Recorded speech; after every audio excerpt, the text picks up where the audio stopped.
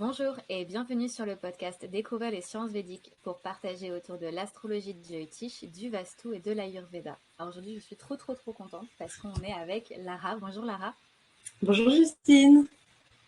Alors Lara, pour ceux qui la connaissent pas et qui devraient la connaître, Lara est une professionnelle du Jyotish mais aussi des yagnas et ça va être notre sujet aujourd'hui, les rituels, les yagnas.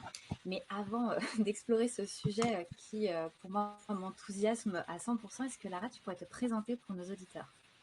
Bonjour à tous, je m'appelle Lara, j'habite dans la Drôme et je suis membre d'une association d'astrologie indienne qui s'appelle les Lunes de Jupiter et que j'ai fondée avec François Leleu, que vous connaissez peut-être puisque tu l'as déjà interviewé dans ce podcast. Et lui s'occupe essentiellement des consultations et des cours. Et moi, mon rôle là-dedans, c'est surtout de m'occuper des moyens correctifs qui sont reliés bien sûr au Jyotish.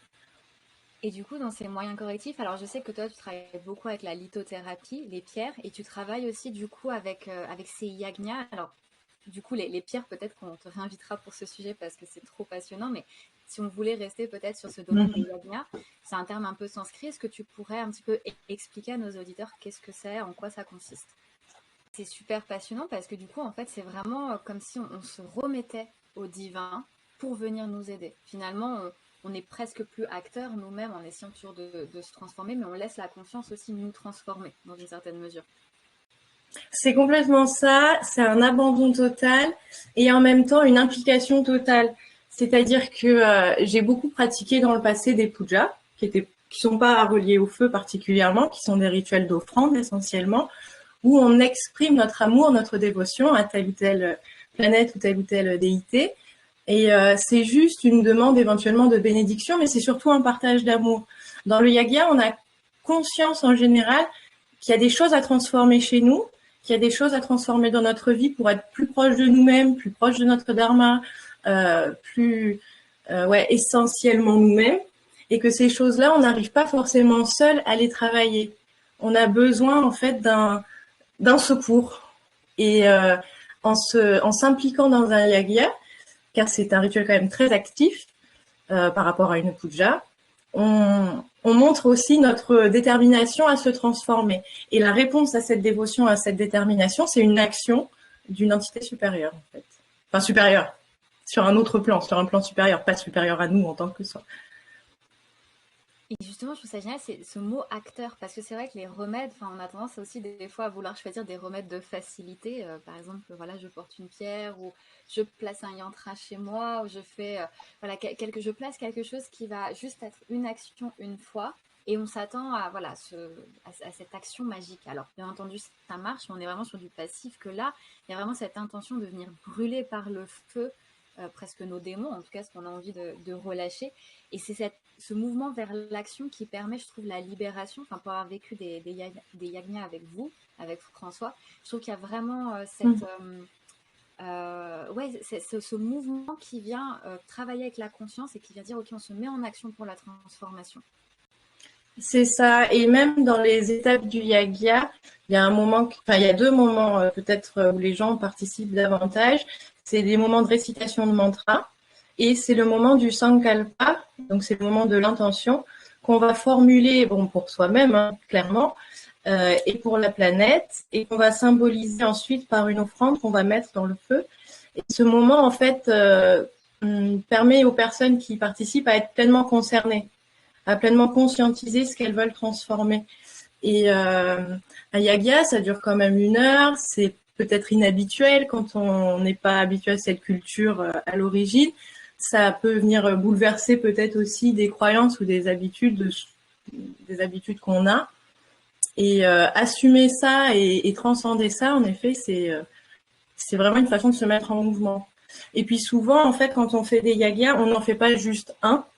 Par exemple, quand tu fais l'analyse d'un thème et que tu vois une planète vraiment faible, on va pas inviter à faire un seul yagya. Ce sera chouette d'en faire plusieurs et de voir le processus évolutif que ça va impliquer jusqu'à ce qu'on se sente pleinement libéré au niveau du karma qu'on veut traiter. Pleinement libéré, en fait, on peut se sentir pleinement libéré parce que les événements de notre vie vont changer, parce que notre positionnement intérieur va changer. Et si on est un peu comme moi, sûrement comme toi, branchés dévotion, on va sentir que notre rapport à la planète va changer. Par exemple, quand on a une planète faible dans un thème, j'ai vu ça souvent, des personnes qui ont entre guillemets peur de la planète. Alors, ah là là, moi Saturne, ça va pas du tout. Je rentre en période de Saturne, ça va être l'enfer. Et en fait, à force de faire des yagyas, à force de même soi-même chez soi réciter des mantras, de porter des pierres, on va rentrer dans plus d'intimité avec la planète. On va apprendre à la connaître, on va apprendre à reconnaître aussi ses bénédictions. Et au fur et à mesure, on va voir qu'on va se détendre dans son rapport à cette planète et donc aux domaines de l'existence qui sont régis par cette planète. Et là, on verra que les moyens correctifs fonctionnent. Carrément, moi j'ai un exemple tout frais. Il y a quelque temps, j'ai fait avec vous un yagna pour la lune. Du coup, ma lune, moi qui est débile, qui est vraiment très affligée dans mon thème. Et cette lune qui m'a apporté des rêves, tu vois, qui ont suivi le yagna, avec des rêves de conscience, de lumière, tu vois, qui descendaient. Et la lune débile, c'est souvent relié à des peurs. Donc on est plutôt relié, tu vois, à des choses qui descendent. Et là, c'est comme si du coup, le rapport avait changé. C'était quelque chose d'en haut, en fait, qui descendait. C'était pas des peurs qui remontaient ou ce genre de choses. Oui. Et il y a eu vraiment voilà, un shift après ce yagna au niveau émotionnel. Alors, bien sûr, il y a toujours plein d'autres choses qui font qu'il y a toujours un petit peu du travail, mais déjà, rien que ce yagna, moi, j'ai trouvé que ça avait été vraiment transformatif et ça s'est matérialisé dans les rêves. Et j'ai trouvé ça absolument fabuleux de voir à quel point, en fait, ça venait se matérialiser dans la vie. C'est hyper intéressant ce que tu dis et tu as utilisé le terme de descente. Et c'est exactement ça, en fait, le processus du yagya. C'est-à-dire que habituellement, on est peut-être plus à l'aise avec l'idée que quand on est dans une certaine dévotion, on est dans une élévation vers une déité, vers une force supérieure, vers une planète. Et il y a de ça, bien sûr, puisque quand on fait le yagya, on appelle la planète pour qu'elle arrive sur notre plan.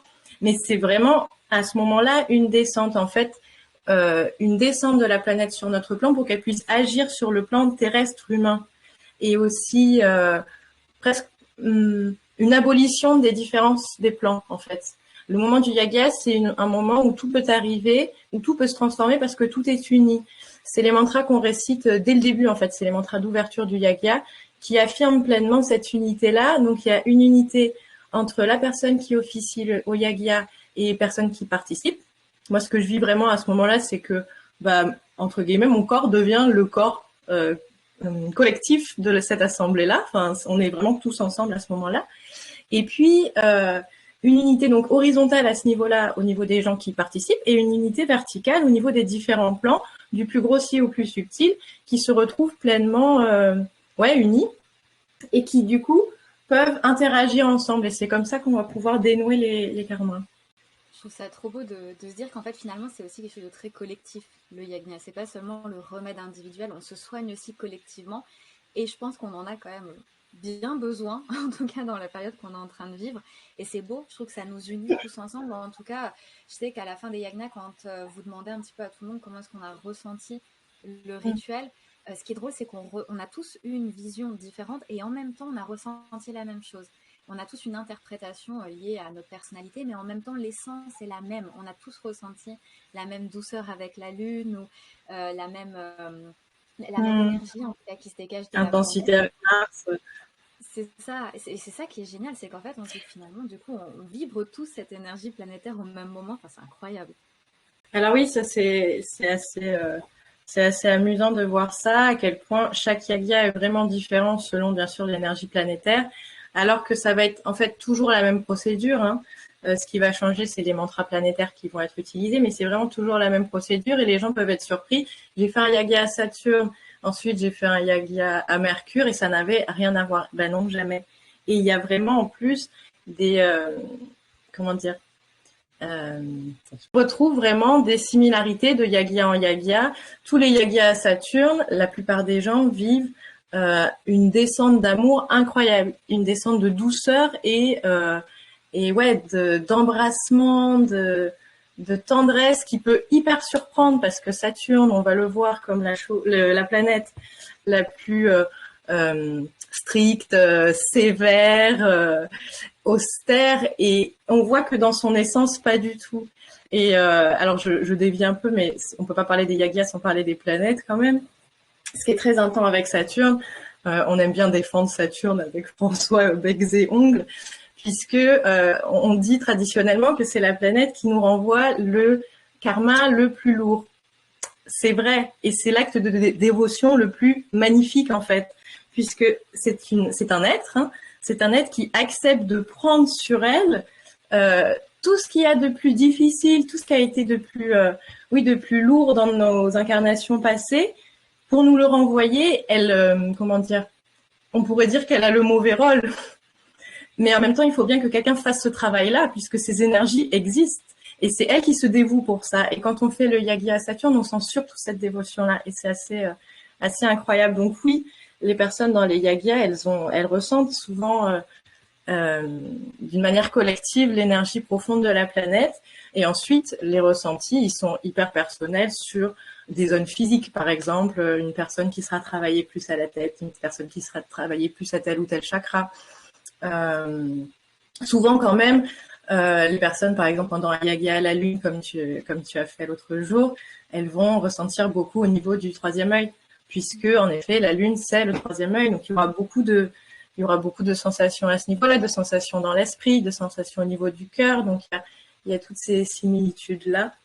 Et puis, une des choses qu'on retrouve partout, souvent, il peut y avoir des sensations selon de grande fatigue ou d'émotions qui bougent, de chaleur. J'entends beaucoup de personnes qui parlent de chaleur alors qu'ils sont à distance. On fait ça souvent sur Zoom puisqu'on habite à un endroit un peu excentré. Hein. La Drôme, c'est pas non plus le centre de la France.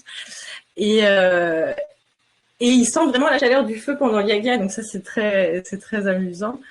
Et puis des descentes d'énergie qui arrivent par la tête, qui vont plus ou moins profondément dans le corps. Ça m'a étonnée, moi, en fait, quand on a commencé à les faire sur Zoom, de voir que les personnes avaient des sensations aussi physiques, aussi concrètes, aussi palpables. Parce qu'en fait, quand je fais le yaga, je ne m'attends pas forcément à ce que les personnes aient des sensations fortes. Ce à quoi je m'attends, c'est qu'ils fonctionnent dans leur existence. Et la sensation, au final, pour moi, est passée en second plan. Mais en fait, c'est vrai que c'est hyper chouette pour la connexion à la planète et la reliance que peuvent ensuite ressentir les personnes avec ces êtres magnifiques que sont les planètes, du fait de les sentir physiquement dans leur corps, dans leurs émotions et dans leur cœur, avec des montées de dévotion, de compréhension de ce qu'est profondément chaque planète. Ouais, ça permet vraiment d'intégrer l'énergie de la planète, du coup, de réellement la comprendre sur le plan physique. De toute façon, on comprend vraiment quelque chose que quand on l'expérimente aussi. Et c'est vrai que ce qui est drôle avec Saturne, une des intervenantes sur le podcast, donc qui est Olga, avait défini un système de chakras que je connaissais pas et où on plaçait Saturne au niveau du cœur. Alors que souvent on y place Vénus ou on y place peut-être d'autres planètes. Et je trouvais ça super intéressant parce que finalement je trouve que effectivement ça montre la vraie nature dans une certaine mesure de Saturne, qui est une nature profondément reliée au cœur. Et ouais, je trouvais ce système très beau. Mais en tout cas, c'est ça qui est génial avec les yagyas, c'est que même à distance, voilà, on peut les ressentir et on peut les vivre. Et enfin, c'est ça qui est magique, c'est on se dit comment c'est possible. Enfin, je veux dire, on est si loin, il y a juste un écran, et pourtant l'énergie fonctionne quand même. Enfin, je trouve ça dingue. C'est dingue, en même temps, c'est super naturel dans cette logique d'unité. En fait, si on arrive à abolir les distances entre les dimensions, on doit bien pouvoir abolir les distances géographiques en notre plan. Mais c'est vrai que c'est assez magique. Et après, ce qui est chouette après un yaga, c'est quand même d'avoir une certaine, comment dire, pas en étant crispé, mais une certaine vigilance, une certaine attention de voir les changements qui s'opèrent. Et vraiment dans la vie ou en soi-même. Ouais, il y a des choses, l'exemple que j'ai qui est amusant, enfin j'en ai plusieurs comme ça, c'est des peurs qui disparaissent, mais sans que je fasse exprès. C'était pas forcément des intentions que j'avais. Puis tout d'un coup, j'ai toujours eu peur des araignées. Un jour, je vois une araignée, je ne ressens rien. Je sais bien que un des réseaux énergétiques qui ont été travaillés ont eu pour conséquence étonnante que je n'ai plus peur des araignées. Ou j'ai eu ça aussi avec... j'avais peur en vélo. C'est absurde, mais j'avais peur en vélo. Et un matin, je pars à vélo et je me dis, merde, j'ai oublié quelque chose. Qu'est-ce que c'est? J'ai oublié mon sac, j'ai oublié mon portable. J'avais rien oublié, j'avais juste pas peur. Le truc était parti. Et c'est bien de se rendre compte de petites choses comme ça. Moi, c'est beaucoup à travers les peurs. Tu verrais mon thème, tu comprendrais pourquoi. Mais ça se manifeste dans tous les domaines. concrétise en fait finalement l'acte rituel de se dire ok je me suis libérée de quelque chose et c'est vrai que la peur finalement enfin c'est la manifestation la plus concrète d'un blocage en vérité c'est ce qui nous bloque de nous Mm. mettre en action, c'est ce qui nous bloque de faire les choses, c'est quand on a peur et c'est clair que quand on a plus peur et qu'on se dit mais attends je suis en train de faire un truc de dingue que j'étais pas en train de faire avant, là tu te dis ah oui waouh ça a débloqué quelque chose. Enfin, moi, je trouve ça incroyable. Et du coup, tu mentionnais ton thème. Alors, je pense que là, nos auditeurs, ils sont en train de se poser la question, mais du coup, comment est-ce qu'on sait quel yagna il faut faire en fonction de notre thème? Est-ce que c'est quelque chose que toi, tu vois Et tout de oui, suite quand tu ouvres un thème, tu te dis, OK, il faut faire un yagna pour telle et telle planète, ou c'est quelque chose que tu discutes avec la personne? c'est hyper évident la plupart du temps. Enfin, comme quand toi tu fais tes consultations et que tu prescris les moyens correctifs, quand tu vois une grosse faiblesse planétaire. Là, vraiment, la question se pose pas. Une planète faible, on fait le yaga. Après, ce qui est top à faire, et ça, ça se voit en 3 secondes aussi, c'est les yagas pour le maître de l'ascendant. Puisque le yaga pour le maître de l'ascendant, c'est le petit yaga spécial et bonus. On peut demander tout ce qu'on veut vraiment à son maître de l'ascendant. Donc, le sankalpa, les intentions sont très, très vastes. Alors, quelle que soit la planète, bien sûr, on peut demander tout ce qu'on veut. Simplement, chaque planète a bien sûr un domaine, enfin plusieurs, des tas de domaines d'action et qu'elle représente pour nous. À chaque début d'Yagia, de toute façon, François rappelle aux participants les grands domaines de la planète pour que ça puisse les aiguiller pour pouvoir formuler en eux-mêmes leurs intentions, qui peuvent être multiples d'ailleurs. On n'est pas obligé d'avoir une seule intention, on exprime tout ce qu'on a exprimé. Donc, quand on choisit les yagyas à faire, on va se reporter tout simplement à ce que notre astrologue nous aura prescrit comme moyen correctif, en sachant que le yagya ou les yagyas qu'on fera le plus, ce sera quand même pour nos planètes les plus faibles, parce que ça demande souvent, pas obligatoirement, la magie existe, le miracle existe, il n'y a aucun doute là-dessus, mais la plupart du temps, en moyenne, ça demande une implication sur moyen à long terme. Quand tu dis implication sur moyen long terme, est-ce que tu veux dire qu'il faudrait faire plusieurs yagnas ou c'est plutôt après le travail, après le yagna, dans le sens où il y a un travail introspectif? Ce serait plusieurs yagyas. En fait, il faudrait vraiment être vigilant. On fait notre yagya, on attend un petit moment, des semaines, des mois, des jours, selon notre tempérament. S'il y a des personnes qui aiment bien faire beaucoup, des personnes qui aiment bien prendre leur temps, donc selon son tempérament. Et on va sentir peut-être après un yagya comme un soutien ou un changement ou une énergie qui porte un peu. À un moment, on va moins le sentir. On va pas s'en rendre compte dans la seconde parce que d'abord, ça va se diffuser fortement, puis de plus en plus légèrement. Et quand on sentira plus rien et qu'on aura l'impression, si on a l'impression que les soucis qu'on avait reviennent ou qu'ils n'ont pas été complètement transformés, alors on relance le même yaga pour la même planète.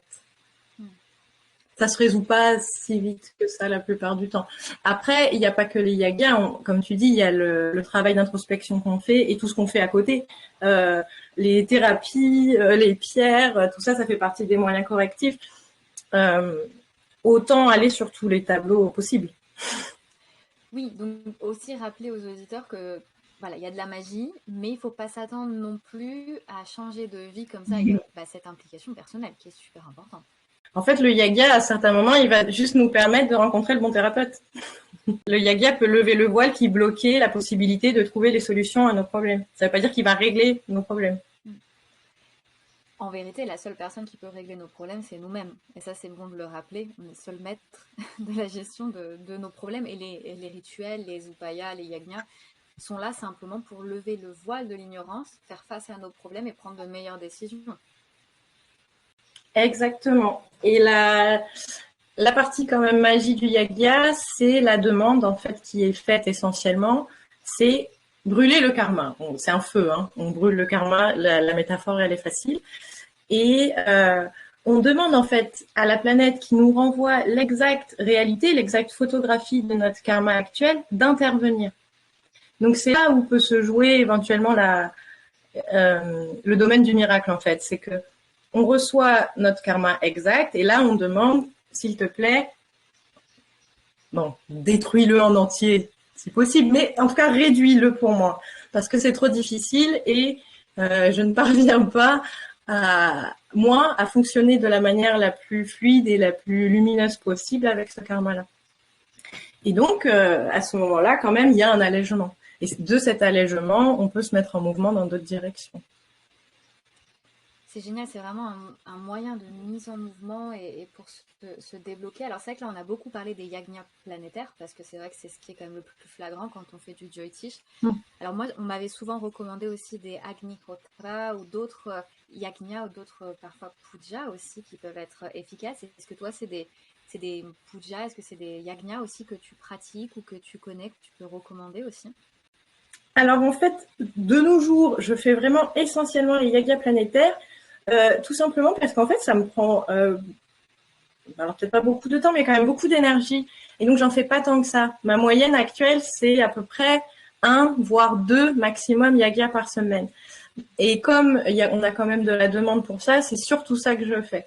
En revanche, par le passé, oui, je faisais d'autres pujas, d'autres yagnas, sans objectif d'ailleurs de transformation. C'était juste pour la gloire, le plaisir, la joie que je faisais ça. Le Agnihotra, je l'ai jamais pratiqué en tant que tel. Après, c'est quelque chose qui est hyper intéressant pour chacun à apprendre parce que c'est entre guillemets très facile, selon voilà chacun, mais c'est quand même très facile à faire soi-même, très régulièrement. Donc ça peut être très intéressant pour apprendre.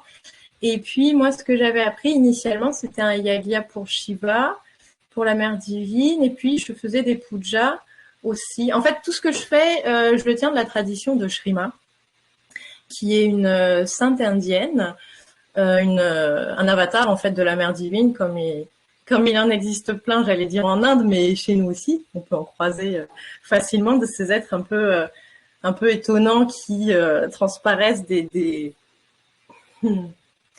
aspects très précis de la mère, que ce soit énormément de tendresse, de bonté, d'amour, d'accueil. Voilà, il y en a des comme ça. Ben, elle c'en est une et elle vivait en Inde assez humblement. Et puis un jour dans un temple, un Américain est tombé sur elle et a tout de suite vu la mère divine qu'elle était. Et il s'est mis à son service. Il est devenu son disciple. Et tous les deux, en fait, ils ont fondé un mouvement, ouais, avec des disciples et un enseignement. Et ce qui est très très beau dans leur façon de faire, on pourra mettre les liens parce que ça peut intéresser beaucoup de gens en fait, tout ce qu'ils mettent à disposition de tout le monde. Ils ont choisi de diffuser en fait tous ces enseignements et toute cette connaissance qui est quand même très difficile d'accès à la base, parfois secrète, en tout cas parfois jalousement gardée. Et ils l'ont vraiment mis à disposition, c'est-à-dire qu'ils ont commencé à enseigner, à faire des yagyas, à faire des pujas, tous les mantras possibles. Et en fait, même sur Internet, on peut trouver leurs livres, on peut trouver des cours. Et puis, ils ont même des références accessibles à tous. On n'a pas besoin de s'inscrire avec des mantras pour toutes les planètes, pour toutes les déités. C'est très, très passionnant. Et tout ce que je fais, c'est relié à elle et à eux. Vraiment eux, parce que je pense que c'est beaucoup lui qui a travaillé à l'aspect diffusion concrète. Et ouais, je tiens ça d'eux. En fait, ils transmettent pas les yagyas planétaires en eux-mêmes, mais une amie qui les connaissait bien, qui avait étudié avec eux, un jour m'a dit « Mais tu veux pas qu'on demande au Swami s'il veut pas nous donner les yagyas planétaires ?» J'ai dit « Bah si tu veux, je pense pas qu'il le fera, mais si tu veux. » Et en fait, ils l'ont fait d'une manière hyper généreuse, ce qui nous a permis d'apprendre à les faire. C'est génial. Enfin, tu vois, c'est les petites opportunités, les petites rencontres qui font que du coup, après, tu te développes. Et du coup, c'est super parce que ça te donne une panoplie de remèdes, en tout cas de yagna à faire, de puja à faire, avec en plus de ça, bah, cette essence du maître-disciple, du gourou. Du coup, la question, moi, que je me pose, c'est quand tu disais que du coup, ça te demandait beaucoup d'investissement, tu vois, de faire tous ces yagnas. Quand tu les as appris, est-ce qu'il y avait peut-être un protocole, tu vois, à suivre? Parce qu'on sait que c'est quand même quelque chose d'assez rythmé, assez réglé, en particulier en Inde. Et peut-être que, voilà, en version peut-être un petit peu plus allégée, c'est un petit peu différent en France. En tout cas, est-ce qu'il y a peut-être des must, des choses à faire en particulier quand tu prépares un yagna, quelque chose que tu recommanderais à ceux qui voudraient apprendre, en fait, tout simplement? Ah oui, c'est beaucoup plus souple que ce qu'on peut imaginer d'apprentissage dans un temple en Inde, c'est sûr. Après, plus souple, ça veut pas dire plus brouillon, plus flou. Une chose qui pour moi est essentielle, c'est de se relier à une ou des traditions. J'insiste sur une ou des parce que j'ai une nature depuis l'enfance, c'est comme ça que j'ai été un peu élevée, assez facilement dévotionnelle. Donc, je me sens reliée à un certain nombre de maîtres, un certain nombre de traditions, un certain nombre de déités, et je suis pas là pour en choisir une, en fait. Mais la protection de la tradition est importante. Donc, si on fait un yaga dans la tradition de Shrema, même si on l'a appris avec moi, même si, peu importe, si on l'a appris dans un livre, on n'oublie jamais, avant de commencer son yaga, de se relier à cette tradition, de demander sa bénédiction, sa protection, à la fois pour nous et aussi pour les personnes pour qui on fait le yaga. En fait, en début de yaga, tu as peut-être remarqué, je mets un assez long moment à démarrer, où chacun se centre et tout, ferme les yeux, fait ce qu'il a à faire en fait. Mais moi, je fais ce que j'appelle dans ma tête, je fais mes dévotions. C'est-à-dire que je vais vraiment demander la bénédiction, la protection et l'action de tous les êtres qui, je sais, peuvent être utiles et que j'aime et que j'apprécie. Donc ouais, l'importance de vraiment de s'inscrire dans un collectif. On fait pas ça pour nous, pour notre gloire ou pour même agir sur le karma des autres. Moi, je n'agis pas sur le karma des autres. Je suis un genre d'instrument au service de quoi? De la victoire de la lumière sur l'obscurité. Quelque chose comme ça. C'est des grands mots, mais en fait, c'est un service hyper simple.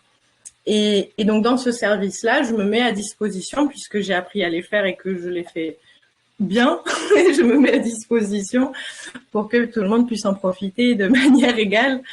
Et voilà, donc il y a en fait, il y a à la fois une pleine implication quand on fait son yaga, parce qu'on est très concentré quand même, hein. On est très vigilant à ce qu'il n'y ait pas d'erreur, entre guillemets. Il peut y avoir des erreurs, mais qu'il n'y ait pas de, comment dire, de tamas, qu'il n'y ait pas d'agitation, qu'il n'y ait pas de c'est difficile à expliquer, mais on est vraiment vigilant pour que ça reste dans une énergie très claire, très dynamique et très pure. Et en même temps, on se met de côté quand même. C'est-à-dire que là, quand je te parle, il y a toute ma personnalité qui te parle, il y a mes émotions qui te parlent, il y a un bout d'ego qui te parle, qui sait pas trop où se mettre, etc. Quand je fais l'yaga, je vois bien que tout ça, c'est plus là. C'est beaucoup, beaucoup, beaucoup plus simple. Ce moment avant de commencer, il y a une transformation qui se passe au sens où il y a un dépouillement. On met tout de côté, on fait le yaga. Je récupérerai mes paquets d'émotions et de karma à la fin du yaga, mais pendant, c'est vraiment de côté. Donc et pour se préparer à ça, ça dépend des natures de chacun, mais je suis sûre qu'il faut du temps, il faut de la solitude, il faut de la tranquillité. Donc moi, c'est sûr qu'à 1 heure avant un yaga, on me voit pas. Je disparais. Je vais méditer, je vais me reposer. J'ai déjà tout installé, tout préparé. Il faut savoir quand on fait ça. Alors c'est différent pour une puja, mais pour un yaga, c'est quand même assez prenant, c'est long. Ça bouge des choses. Ça bouge des choses dans les personnes qui font le yaga. Ça bouge des choses en nous dont il faudra pas trop s'occuper pour pas trop se distraire. Donc ça demande quand même une vigilance qu'on n'a pas forcément tous les jours quand on est juste en train de faire sa vaisselle ou de discuter avec ses amis. Et pour y accéder, moi, j'ai besoin vraiment de me poser pleinement, que tout soit bien organisé et que quand je démarre, il n'y a pas de surprise. Tout est là, c'est facile. Je peux rester, moi, simplement centrée, focalisée uniquement sur le yaga. En fait, quand on fait un yaga, le monde peut s'effondrer autour. Tant que j'aurai pas fini, que François n'aura pas sonné la cloche de fin, je ne m'en occuperai pas du monde qui s'effondre. Je suis juste à mon yaga, c'est tout ce qui existe. Donc, ouais, un conseil, c'est la dévotion, l'humilité et la focalisation. Et en fait, c'est tout. Et le Swami, il le dit vraiment que ce qui fait la réussite d'un yaga, c'est pas c'est pas la prononciation parfaite, Dieu merci. C'est pas les mudras parfaits, Dieu merci aussi. C'est l'intention, et l'union de cette intention et de cette attention, qui est en fait un acte d'amour et de dévotion à la fois à l'être et aux êtres qui sont présents. Et je trouve que c'est trop beau de le rappeler, parce que même quand tu fais un thème Jyotish, il y a cette partie d'ego qui a envie de ce sens de la perfection. Donc il faut que je sois absolument juste, que ma technique soit parfaite. J'imagine pour le yagna c'est pareil, il faut vraiment que voilà, je fasse la bonne offrande, mais ça c'est du mental, c'est de l'esprit, que quand tu es dans cette dévotion, ça devient parfait, des véhicules du coup. C'est marrant ce que tu dis, parce que je sais quand j'ai commencé les yagas, je les ai vraiment commencés involontairement en fait, hein. Il y a eu plusieurs phases. La première, c'est François qui me dit, donc François Leleu, l'astrologue, et il me voit me faire mes pujas et tout ça avec le plaisir que j'ai à les faire. Il me dit, mais tu voudrais pas faire des pujas, des yagas pour les planètes? Et en fait, je lui rionnais à ce moment-là. Genre, c'est pas que je veux pas, mais c'est impossible. Comment veux que je trouve cette technique? Tu veux que je parte pendant 20 ans dans un ashram, que j'arrive à convaincre un prêtre, éventuellement, accessoirement, que je devienne un homme et un hindou? Enfin, non. Et donc, je rigole. Et puis, peut-être 2 semaines après, mon amie donc, qui avait étudié avec Shrima et Swami, et Swami, elle me dit mais tu sais qu'on pourrait leur demander, et j'hallucine en fait quand elle me dit ça, parce que je dis d'accord, mais j'étais encore hyper sceptique, et quand j'ai commencé à les faire, c'était quand même challengeant, parce que très vite en fait, c'est un peu François qui a souhaité qu'on ait tout de suite à disposition des autres. Moi, avec mon caractère, j'aurais plutôt tendance à les faire pendant peut-être 10 ans avant d'en faire à quelqu'un. Mais tout ça s'est passé très vite. Et au début, du coup, comme tu dis, l'ego était présent avec son désir de perfection, sa peur de mal faire, de ça va pas marcher, de je vais mal prononcer, je vais bafouiller, etc. Et puis, bon, l'ego, qu'est-ce qu'on fait? On lui dit, OK, je vais quand même agir, tu existes et ça va pas m'empêcher de vivre.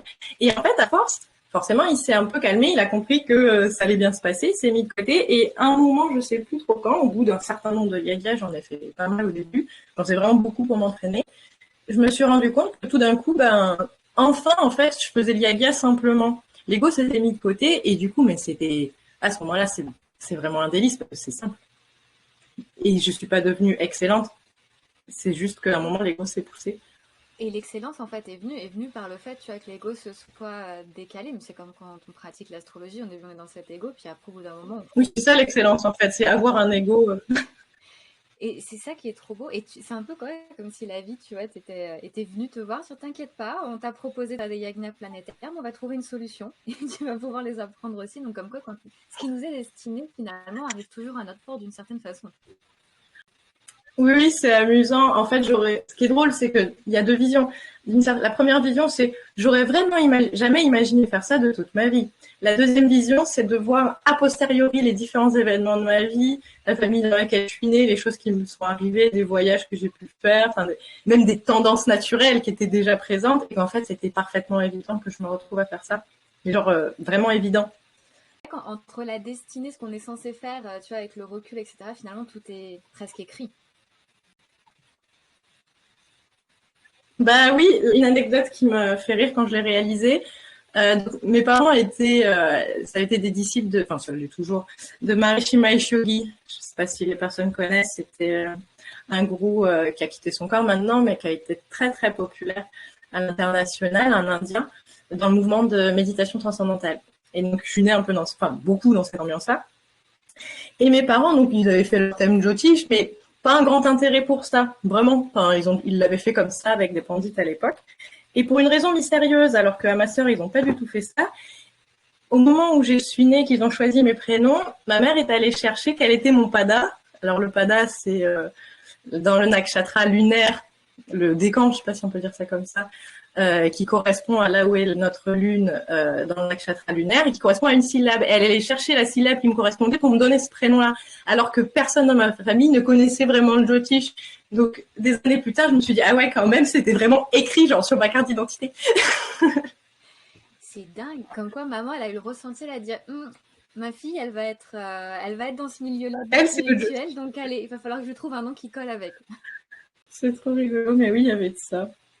Et puis, même petite, j'adorais chanter les bhajans, j'avais toujours un hôtel dans ma chambre. Enfin, les signes avant-coureurs étaient là, mais je ne les avais pas vus. Quand on est dedans, c'est toujours compliqué de voir les signes. Quand on a la tête dans l'eau, c'est compliqué de voir l'horizon aussi. Et puis c'est après, quand on respire, on se dit, ah, c'est vrai que j'avais juste la tête sous l'eau, mais c'était là. Mm-hmm. Qu'est-ce qui a fait que tu as rencontré les pujas à un moment donné dans ton histoire? Parce que tu m'as dit que tu avais beaucoup voyagé, etc. Est-ce qu'il y a un événement particulier qui t'a amené à faire ces rituels-là? J'ai pas beaucoup voyagé, hein. Il y a eu un ou deux moments forts, mais c'était pas forcément une question de voyage. C'est vraiment, non, en fait, c'est vraiment entre guillemets, de naissance, en fait. Parce que ma mère, elle faisait des pujas, et donc forcément, j'ai été touchée par ça. À un moment, je me suis rapprochée d'un centre spirituel qui est pas très très loin de chez nous, dans les Hautes-Alpes, à 1 heure d'ici, d'anciens disciples aussi de Maharishi, qui ont créé un centre de spiritualité. J'ai commencé à faire beaucoup de stages chez eux. Je travaille pour eux d'ailleurs actuellement un peu. Et puis c'est cette amie-là qui était en contact avec Shrima. Enfin, ça a toujours été présent, ça a toujours été là. Tous les ans, j'allais voir Amma, j'ai fait un stage là-bas. J'adorais réciter les 100 000 noms de la Mère Divine. Enfin, c'était juste une tendance à faire ça. Le basculement qui a eu lieu, c'est un basculement vers le Jyotish que je connaissais pas du tout. Et le basculement, c'était quand François m'a fait ma consultation, je sais plus quand du tout. Je devais avoir 24, 25 ans, quelque chose comme ça. Et là, il y a eu un basculement quand même, ouais. Il y a eu un basculement parce que je ne connaissais absolument pas les planètes et quand il m'a fait ma consultation, ça a été la rencontre en fait, la rencontre avec les énergies planétaires. Je sais plus du tout s'il m'a prédit des choses, mais je me rappelle très bien des planètes. Et, euh, et ensuite, j'ai fait un cours avec lui quand il a commencé les cours et là pareil, l'initiation aux planètes. Donc en fait, ce qui a eu le basculement qui a fait que j'ai fait des yagas, c'est la dévotion soudaine qui est arrivée au moment où j'ai appris le Jyotish avec François.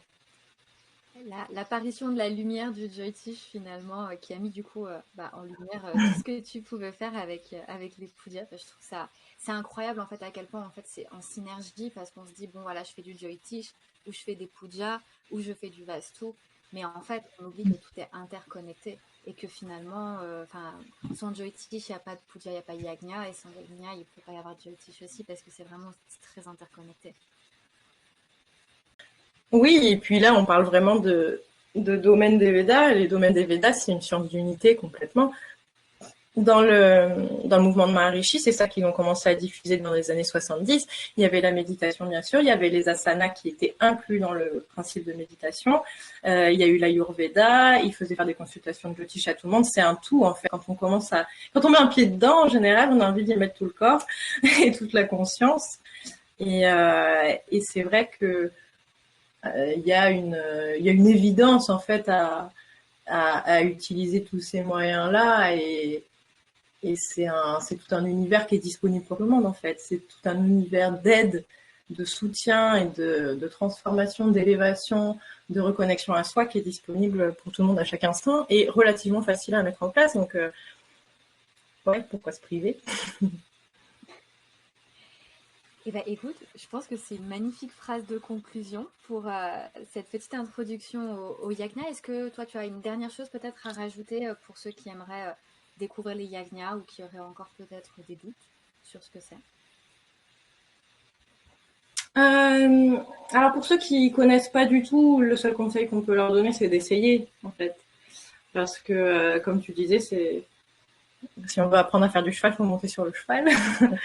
Euh, Après, pour les personnes qui ont des natures justement assez dévotionnelles ou même créatives, parce qu'il y a beaucoup de créativité là-dedans au niveau du chant, on a la sensation de fabriquer quelque chose, même si c'est quelque chose de subtil. Ne pas hésiter à les faire, à pratiquer en fait, à faire des choses elles-mêmes. Parfois, le sanskrit, ça peut être impressionnant. Au final, on peut écouter des tonnes d'enregistrements sur YouTube ou partout pour les apprendre, ou avec moi ou avec n'importe qui.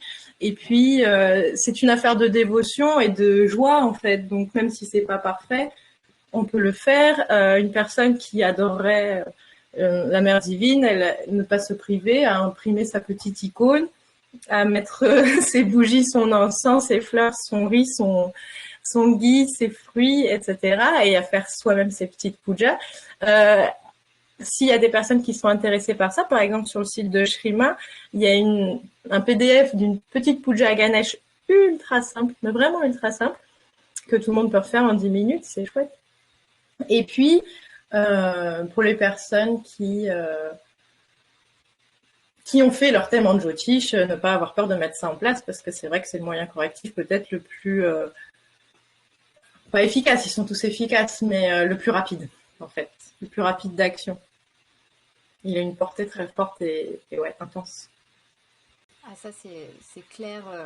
Les yagnas, ça change une vie.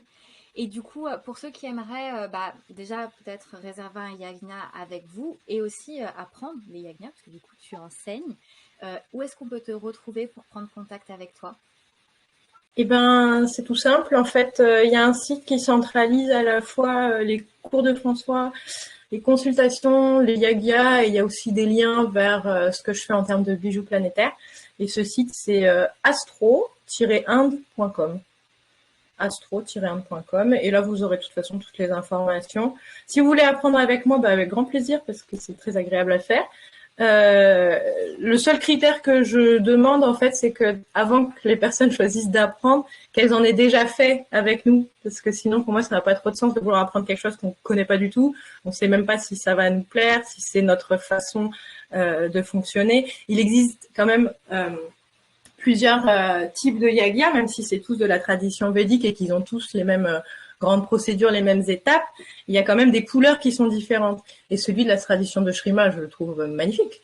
Mais ça peut ne pas plaire. Donc j'invite vraiment à essayer, à le vivre vraiment et ensuite seulement à l'apprendre. Magnifique, super. Bah, de toute façon, nous, je mettrai tout ça donc en barre de description. On mettra aussi le lien pour découvrir Shrima aussi avec ce site sur les pujas pour ceux qui seraient un petit peu curieux. On mettra le site Astro Inde aussi en barre d'infos. Et puis, en tout cas, Lara, merci infiniment d'avoir bien voulu échanger avec moi sur ce podcast et d'avoir parlé des yagnas. C'était trop passionnant. Pour être très honnête, je pense qu'on aurait pu en parler pendant peut-être 2 heures parce qu'il y a tellement de choses. Moi, j'ai 1 million de questions encore de comment est-ce qu'on fait une puja, comment est-ce qu'on fait ceci, mais je laisserai à nos auditeurs le choix et le plaisir de te contacter pour que tu puisses leur partager toutes ces techniques parce que voilà, c'est un sujet si riche on peut pas l'aborder en 1 heure de temps, c'est impossible. C'est sûr. Et merci à toi pour cette invitation, parce que c'est vrai que c'est pas si fréquent de parler de yagya. En général, j'en fais, mais j'en parle pas beaucoup. Et puis, pour tout ce qui te rend curieuse, de toute façon, je pense que tu vas les apprendre bientôt. Donc, tu pourras poser toutes tes questions à ce moment-là. Ah, mais moi, j'ai trop hâte de cette formation. En tout cas, pour ceux qui nous écoutent, je vous en parlerai certainement parce que j'ai trop hâte de pouvoir pratiquer les yagnas chez moi. Alors, après, je vous laisserai le plaisir d'aller voir Lara pour qu'elle les fasse pour vous. Moi, je vais déjà les faire pour moi. Ça sera déjà pas mal. En tout cas, voilà, merci infiniment, Lara, et au plaisir de t'avoir peut-être une prochaine fois sur le podcast.